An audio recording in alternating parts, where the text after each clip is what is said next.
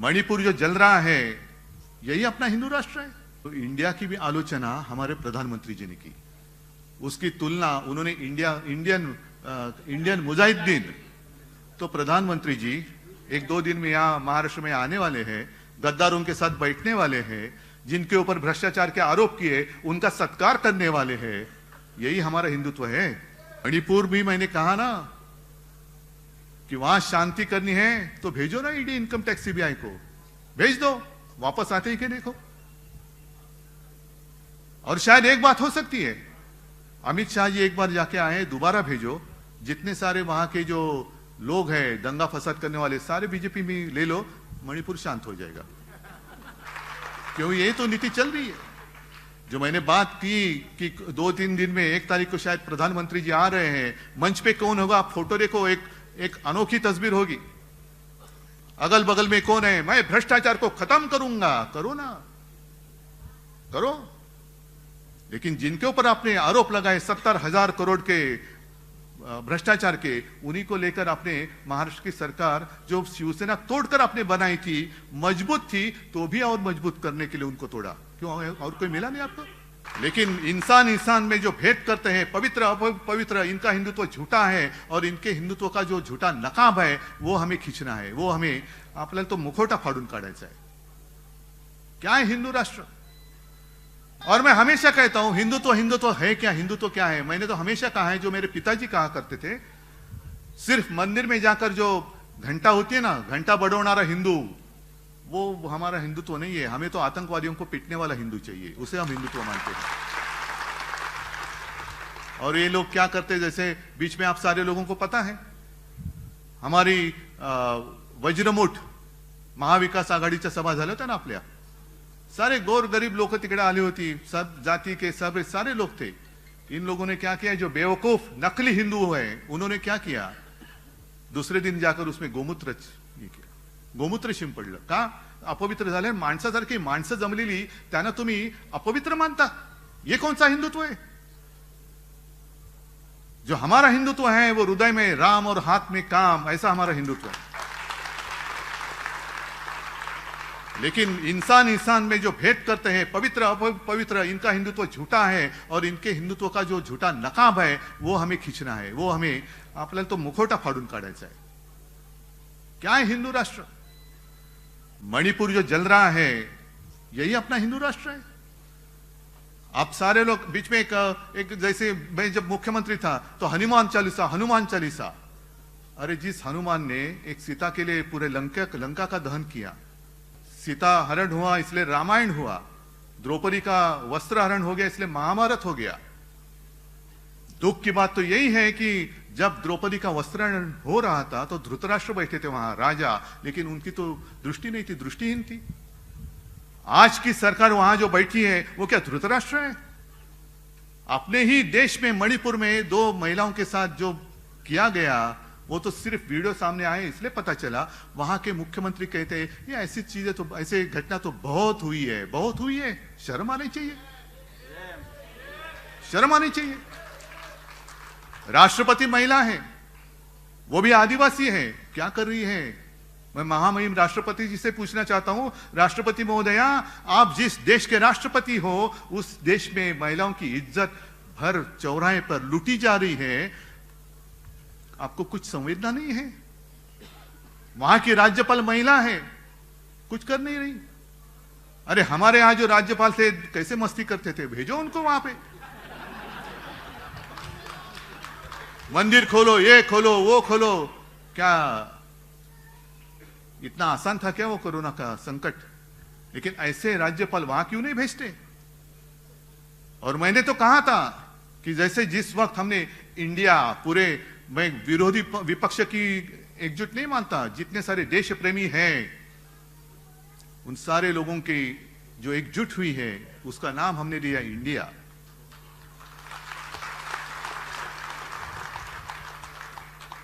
तो इंडिया की भी आलोचना हमारे प्रधानमंत्री जी ने की, उसकी तुलना उन्होंने इंडियन मुजाहिदीन।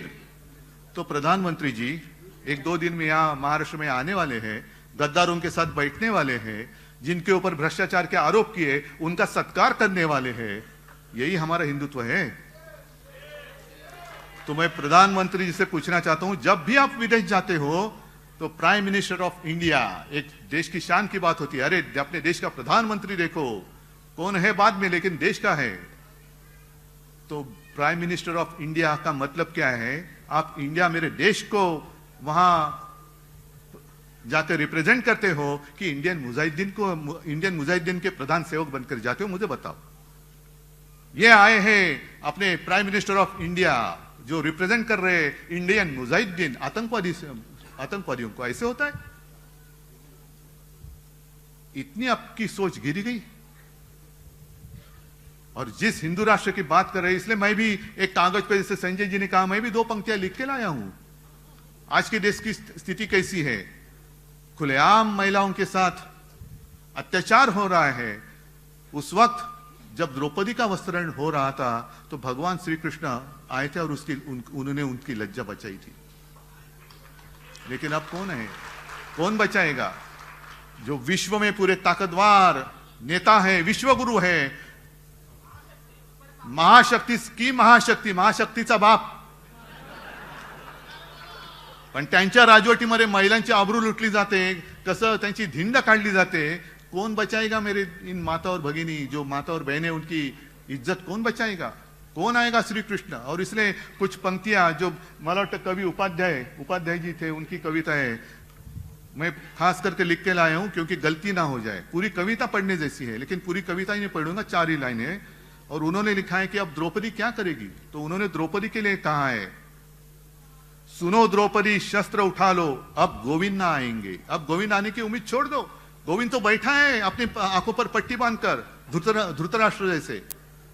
अब गोविंद ना आएंगे, छोड़ो मेहंदी, खड्ग संभालो। खड्ग संभालने का वक्त आया है अभी। खड्ग संभालो, खुद ही अपना चीर बचा लो। द्यूत बिछाए बैठे शकुनी, मस्तक सब बिक जाएंगे, 50 को के एकदम ओके।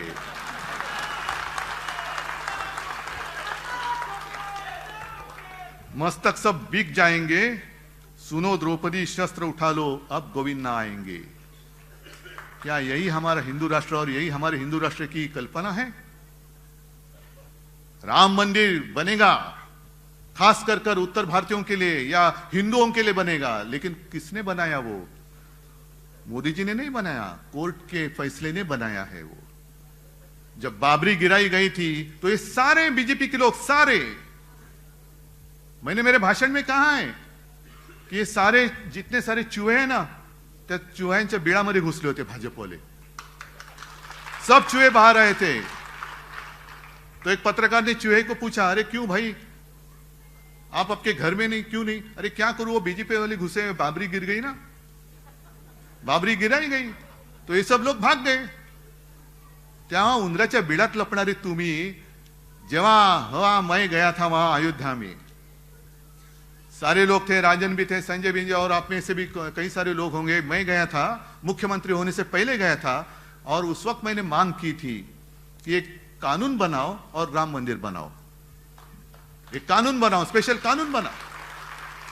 जैसे अभी कानून उन्होंने बनाया है, दिल्ली की जितने सारे अधिकार है दिल्ली सरकार के, वो उन्होंने छीन लिए हैं।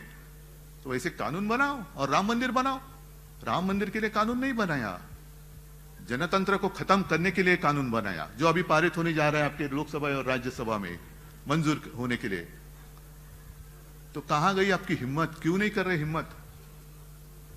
मणिपुर भी मैंने कहा ना कि वहां शांति करनी है तो भेजो ना ईडी, इनकम टैक्स, सीबीआई को भेज दो, वापस आते ही के देखो। और शायद एक बात हो सकती है, अमित शाह जी एक बार जाके आए, दोबारा भेजो। जितने सारे वहां के जो लोग हैं दंगा फसाद करने वाले, सारे बीजेपी में ले लो, मणिपुर शांत हो जाएगा। क्यों? यही तो नीति चल रही है। जो मैंने बात की कि 2-3 दिन में 1 तारीख को शायद प्रधानमंत्री जी आ रहे हैं, मंच पे कौन होगा आप फोटो देखो, एक अनोखी तस्वीर होगी। अगल बगल में कौन है? मैं भ्रष्टाचार को खत्म करूंगा। करो ना, करो। लेकिन जिनके ऊपर आपने आरोप लगाए 70,000 करोड़ के भ्रष्टाचार के, उन्हीं को लेकर आपने महाराष्ट्र की सरकार जो शिवसेना तोड़कर आपने बनाई थी, मजबूत थी, तो भी और मजबूत करने के लिए उनको तोड़ा। क्यों? और कोई मिला नहीं आपको? और कोई मिला नहीं? म्हणजे असं काय आहे का की चिखल उगवायला दुसरीकडे असला तो मळ आणि भाजपाला आला की कमळ? का कमळ फुलवाला तुम्हाला मळ लागतोय? सगळे भ्रष्टाचारी भ्रष्टाचारी दिखा, तू भ्रष्टाचार कर रहा है, आजा आजा मेरी गाड़ी में बैठ जा। भ्रष्टाचार की गाड़ी चल रही है, तेज बुलेट ट्रेन चल रही है, भ्रष्टाचार की गाड़ी। अरे भारतीय जनता पार्टी, अब नाम लेने के लिए शर्म आनी चाहिए, ये तो भ्रष्ट जनता की पार्टी हो गई है, भ्रष्ट जनता पार्टी। क्या आपका शासन है कहां? और अभी कैसे होता है कि जब भी चुनाव आते हैं तो इनको सारे पुराने साथी याद आते हैं। जिस वक्त अपनी मीटिंग चल रही थी इंडिया की, तब उनको याद आ गया, अरे अपना भी ऐसा कुछ था ना? तो किसी ने बताया, हाँ था ना, क्या नाम था उसका? एनडीए। हाँ तो चलो एनडीए की मीटिंग बुलाओ। एनडीए में कितने सारे लोग बैठे थे, सब आधे अधूरे। नहीं, आधे अधूरे इसलिए कहा कि मैं भी 2 मीटिंग के लिए गया था, पूरी शिवसेना मेरे साथ, मैं आज भी पूरी शिवसेना मेरे साथ ही है। लेकिन अब आप इतने ताकतवर हो गए तो भी आपको ऐसे तोड़ मरोड़ कर पार्टी मजबूत करने की क्या जरूरी है? मतलब आपके आप में आत्मविश्वास नहीं है। आपको पता चला है कि 2024 के बाद आपकी सत्ता टिकने वाली नहीं है। मेरे जनता की जितने सारे देश प्रेमी लोग हैं वो इकट्ठा आकर, एक साथ आकर आपको सत्ता से दूर करेंगे। क्या हमारा गुनाह क्या है? इंडिया का आपने संबंध आतंकवादियों से जोड़ा, तो क्या मैं आतंकवादी हूं? इतने सारे मेरे भाषण सुनने के लिए आए सारे आतंकवादी हैं? जो आपके साथ थे, ममता दीदी थी, नीतीश कुमार थे, सारे लोग क्या आतंकवादी है? आपने ऐसा कौन सा ठेका लिया है कि सिर्फ आप ही देश प्रेमी हैं और हम देशद्रोही? नहीं, देश मतलब आपने, ये देश मतलब मेरे सर्वसामान्य जो लोग हैं ना, वो है देश। यही हमारा देश है और इसलिए हम भी भारत माता का पूजन करते हैं। भारत माता सिर्फ आपकी नहीं है, भारत माता हम सबकी है। अरे इन लोगों का तो भारत माता के वक्त, उस वक्त आजादी के संघर्ष में कोई लेना देना नहीं था, दूर दूर से नहीं था। अब जो हक जता रहे ये हमारा है, नहीं। इसलिए मैं कहता हूं कि अपने देश से ऊंचा कोई भी होना नहीं चाहिए। मेरा देश सबके ऊपर, मेरा देश सबसे ऊंचा है, उसके ऊपर कोई भी होने दो, नहीं उसके नीचे। तो देश का वासी है, नीचे नीचे। देश से ऊपर उठकर देश की पहचान किसी व्यक्ति की पहचान से जुड़नी नहीं चाहिए। मेरे देश की पहचान देश कर ही रहनी चाहिए। अगर हम बाहर जाते, आप कहां से आए? मैं भारत से आया हूं, हाँ हिंदुस्तान से आया हूं, इंडिया से आया हूं। लेकिन हमारे यहाँ के गद्दार वहां कहीं गए थे तो उनको पूछा, ऐसे वही कहते एकदम सीना तान कर कहते, किसी ने उनको पूछा आप कहां से आए हो? तो उन्होंने कहा मैं इंडिया से आया हूं। अच्छा, मोदी के देश से? हाँ। अरे मोदी का देश? क्या इन गरीब लोगों का देश नहीं है? गरीब लोगों का देश नहीं है? ये देश मेरे गरीब लोगों का है, देश की जनता का ये देश है। सिर्फ एक व्यक्ति का देश नहीं है, एक व्यक्ति कोई मालिक नहीं बन सकती।